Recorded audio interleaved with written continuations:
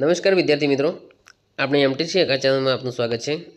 ધોરણ 5 વિષય પર્યાવરણ સીએટી તેમજ જ્ઞાન સેતુ સ્કોલરશિપ પરીક્ષા માટે પાઠ નંબર 3 સ્વાદથી પાચન સુધી તેનો સંપૂર્ણ આપણે પ્રશ્નોનું સોલ્યુશન જોઈશું।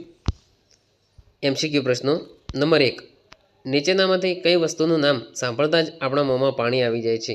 જવાબ આવશે સી, આમલી। મિત્રો જવાબ અહીંયા કોષ્ટકમાં આપેલા છે। નંબર 2, કઈ શાકભાજીનો સ્વાદ કડવો છે? જવાબ આવશે બી, કારેલા।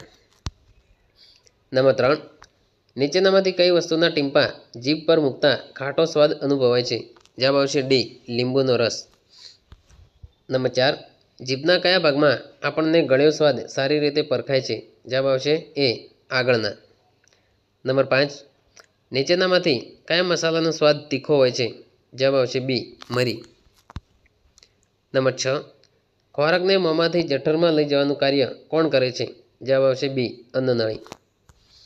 નંબર 7, ડૉક્ટર બ્યુમોન્ટે માર્ટિન નામના સૈનિક પર શરીરના કયા અંગ વિશેના પ્રયોગો કર્યા? જવાબ આવશે એ, પેટ। નંબર 8, પાચન તંત્રનો કયો અવયવ ખોરાકને વલોવવાનું કાર્ય કરે છે? જવાબ આવશે સી, જઠર। નંબર 9, ખોરાકનું સંપૂર્ણ પાચન કયા અવયવમાં થાય છે? જવાબ આવશે સી, નાના આંતરડામાં। નંબર 10, ખોરાકના પાચનની શરૂઆત કયા અવયવમાં થાય છે? જવાબ આવશે એ, મોંમાં। આગળ પ્રશ્ન જોઈશું। નીચે આપેલા કયા ખાદ્ય પદાર્થોમાંથી આપણને તુરો સ્વાદ મળે છે? જવાબ આવશે બી, કઠોળ।